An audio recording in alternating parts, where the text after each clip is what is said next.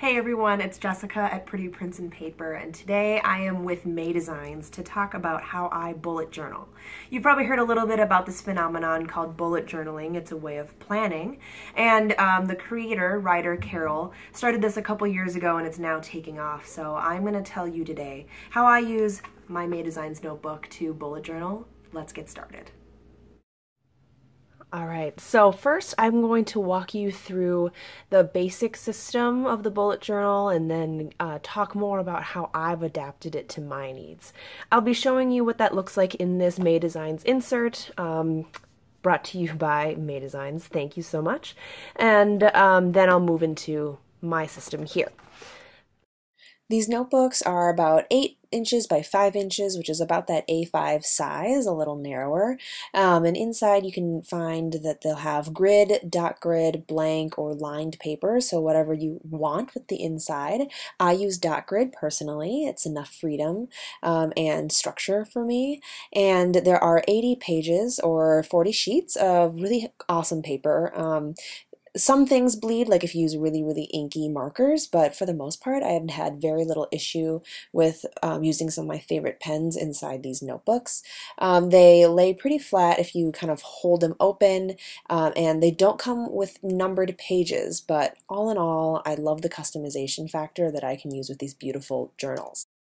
I happen to be using a May Designs notebook, but really it's up to you. So go ahead and grab your favorite notebook and your favorite pen and join me as I go through the basics of the bullet journal system and what you can do with it. All these things you can always find at the original bullet journal site. Writer Carol started the system a couple years back, so this isn't brand new, but just taking off now. So absolutely check out www.bulletjournal.com for more information and the original video of how to set one up. Maybe my spin will help you better understand it and jump in yourself. There's a couple components of the bullet journal, which are the index, future log, monthly, dailies, and collections. So we start off with the index in the front. The first thing that you want to do is number your pages. So some journals come with numbered pages and other ones do not. So the first thing you'll end up doing is numbering your pages after you set up the index. Because everything comes into one place, you need a way to organize it. So that's the thing I love about the bullet journals, is that it is all in one place in whatever order you put it in. That's why I love the bullet journal. So here you are, you have the index where you just basically write down the different page titles and then the page number that it falls on. So eventually you'll be able to go through and be like, oh, I'm looking for this, and this is on this page. What you might do in the future is to save space. There's a lot of extra space here. You might draw a line down the middle so that you can put in more compact space for your index. I personally would leave this many pages for your index. Just eventually it fills up and you don't want to run out of room. And I start numbering my pages here. Because the bullet journal is in any kind of notebook, you can use any notebook. Don't be fooled into thinking you need to have a specific one. You don't need to go out and buy anything new. Because you're building it as you go, there's a major question of what do I do when I have a task or an appointment that I know is coming up next week. You put that in your future log. So this is the stuff that is upcoming, and the way that Writer sets it up is for 6 months upcoming. And so he'll set it up this way. Some people don't even do the mini calendars, so don't worry about it if you don't want to set that up. But it's nice to have a visual so that it cues when certain things are falling. I drew this line here because perhaps what you might want to do is to create a little bit more structure by putting tasks in one side and appointments on the other. I like to do that for ease, but if you use the signifiers, which I'll talk about in a little bit, that might solve your issues right there. So this is one way that you can set it up. And another way, if you're used to more of a vertical layout, this is something that I saw on Facebook, which is this vertical. Putting the months along the top, and then you're able to just go straight down this way. So depending on how your brain wants to do it, you can do it in whatever way. But this is, again, the purpose is to quickly log the things that are upcoming in the future. The next part is the monthly log. So for the month of June, I've labeled it June and then added the numbers on the side and the first letter of the days of the week. And this is where you just log in all the things that you have to do or know that you are going to this month. So events, appointments, you can even put tasks in there, birthdays, things like that. And this takes place of that original grid that you have seen probably your entire life, calendars. This is, again, a very basic list format, and it doesn't work for everyone, so experiment, start with this and see what you want to do. Some people have added lines in between each week to make it easier to get used to that kind of breakdown. Other people have split it down the middle so that there's like all day events or morning or evening events throughout. But either way, your month overview is here. And then you get into the dailies. So this is kind of the center of the bullet journal system because, again, it is focused on rapid logging, which basically means jotting down all the thoughts that you have in your brain of things to do. If you're like me, it's about right when you're about to go to bed when you think, oh my gosh, I need to do this and that and the other thing. So taking some time in the morning to rapid log all the tasks that you have to do really helps make the system work. So the other beautiful thing about it is that because you're in a plain notebook, you take up as much or as little space as your tasks need. So what you will do is in the morning, jot down all your tasks. And a dot is your task bullet. So I need to edit a paper, I need to respond to Ellie, I need to do laundry, and those are your tasks. The circle is an event or an appointment. And so you just do an open-faced circle, and that's how you quickly distinguish between the two different types of things. You can also add a little dash for a note. So in this case, I've added the location of this lunch meeting. And you can do that for journaling throughout the day, or, oh, I noticed this today, thoughts you have, and those are the basic signifiers in that way. So when you go through the day and at the end of the day, you can say, well, I started editing this paper, which is just one line. Oh, I did respond to Ellie, which means I've completed that task, X. Oh, I did the laundry, I started on the dishes, went to lunch, and if something was canceled, cross it out. And then you just move on to the next day. You don't have to fill out the rest of the page or anything. So all you are going to do is start the next day. And if you didn't get to something, you migrate it. So you do this little forward arrow. So you understand that you did not do it this day and it's going forward into the next. Something that you might do to make it a little easier so you're not constantly migrating things is, first of all, decide if it's important enough for you to migrate, right? Maybe someone else should be doing this task, but also if it's all on the same page, maybe you won't migrate until you have to flip over to the next page. Now, if you're a list maker like me, there's probably a bajillion different things that you got to make lists for. So on here I said pack, and then I said page 7, because on page 7 I have my packing list. So these collections are categories or lists that are related to each other. So, for example, in this packing list, I'm just going to turn the page and jot down all the things I know I need to pack. Other possible collections that you might have are anything under the sun. So it could be books to read, suggestions that you get from friends, date night, wish list items, gift ideas for other people, vacation day tracking, cat and pet care, trip planning, essentially anything that you want to make lists for, you can put it in your bullet journal, and then you go back to the front and add it to your index so you can find it later, right? So those are those major things. So that's the free-flowing nature of what you're trying to do here. And it can be as basic as you want to.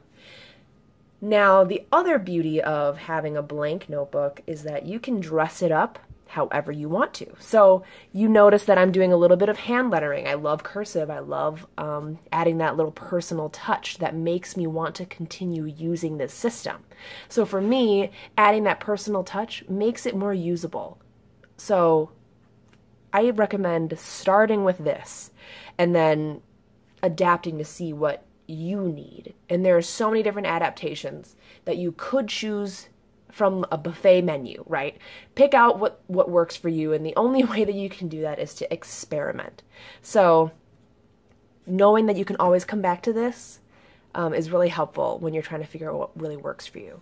And you can play around with it. Again, you can leave it as just a rapid log so you can capture your thoughts and move on with your day, or if you find it relaxing to add a little bit of personal touch and doodling, you can absolutely do that too. Some people won't use something that's not pretty, and that is cool to know about yourself, and you should leverage that. I've played around with the system for over a year, and I've been using May Designs pretty much ever since last May. Ironically, May Designs, and I have figured out more of a system that works for me. So I'm going to tell you about how I've adapted this system using some of these inserts, but know that this evolution took place over 12 months, and it is not a requirement for you to do it the way I do, but maybe I'll give you a couple ideas as to how you could do it.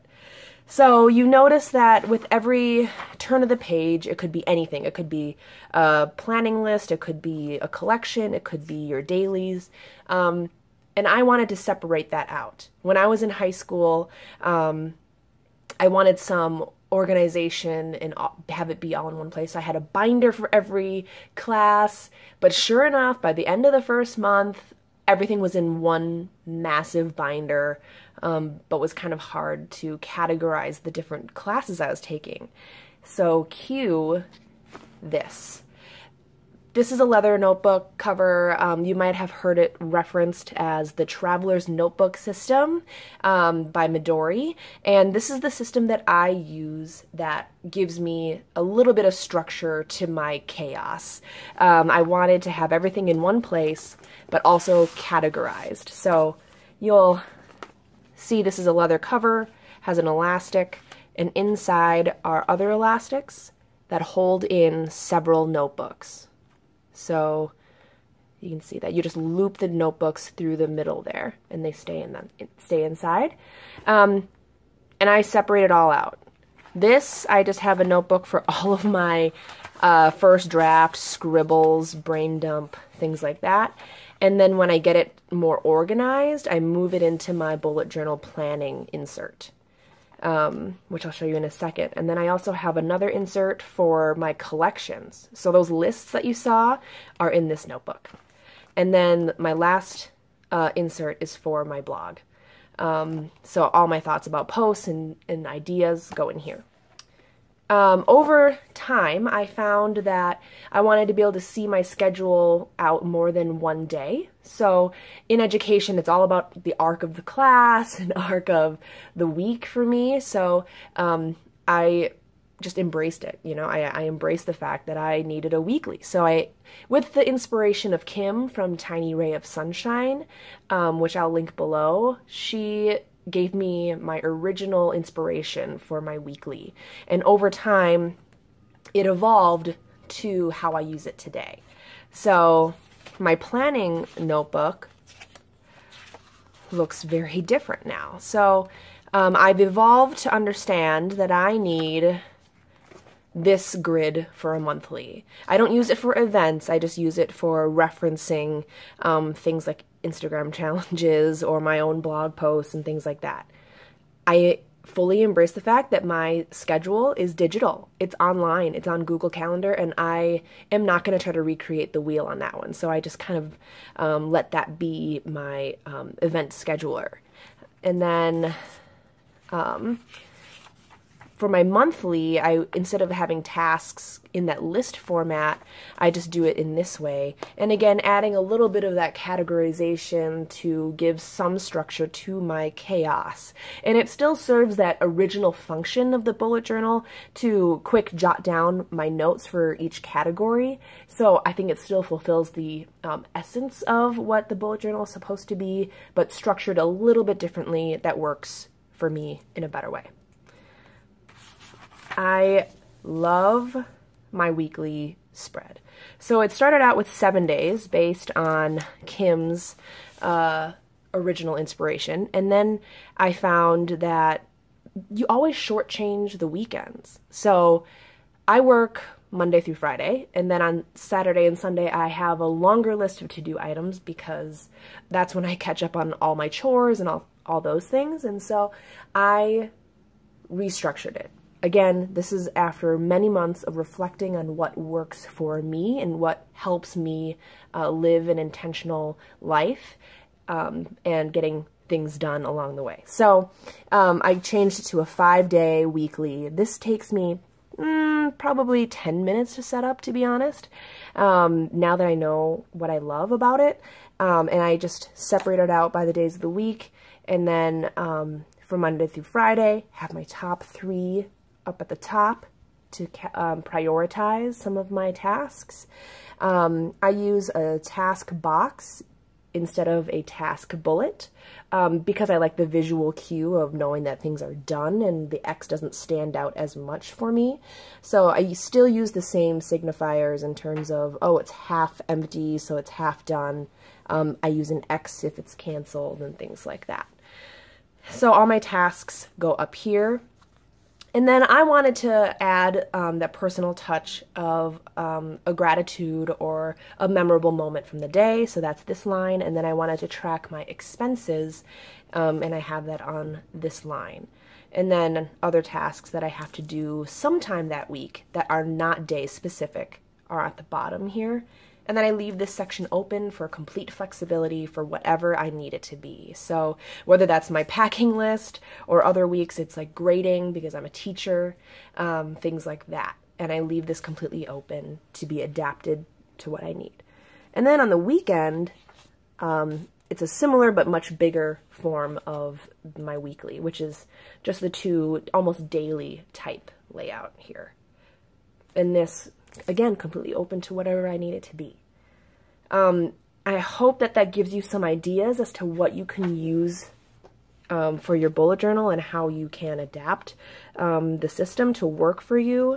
Again, my biggest advice, honestly, is to start with the basics, like I showed you. Always start with the basics. Experiment. You're never going to be able to pre-plan how you are going to actually plan. I know that we can try and we can look at all the inspiration that's out there, but you're not going to know what works specifically for you and your life and your different things until you actually do it. And so do it, play around with it, reflect on what works for you and what doesn't, lose the stuff that doesn't work, and don't apologize. If it doesn't work for you, let it go, try something else, just turn the page. It's okay. It's all right. So for more information about the bullet journal, I've got a couple resources for you. Always check that original bullet journal site. Writer Carol has a ton of features and blog posts about how to make the system work for you, and always going back to that basic structure of having a place to keep all your thoughts. I have my own blog at prettyprintsandpaper.com. Kim has been blogging about the bullet journal for a long time at tinyrayofsunshine.com with tons of resources for you. Kara, beautiful pages and functional pages at bohoberry.com. Todd, if you're a working professional, Todd has a lot of features from other bullet journal professionals and how they use that system for their projects at work. And of course, a ton of different Facebook groups, Pinterest boards that you could choose to follow for inspiration. But always remember to come back to what is true for you and how you want this system to help you live your life. Thank you to May Designs for this beautiful notebook, and I hope that maybe it's given you a couple ideas as to how you can use it to live your life. So there you have it. That's a little bit about my system, and I'm excited to see what you're going to do with your system. Let me know down below how you're going to be using your bullet journal, and I will talk to you in my next video. Bye.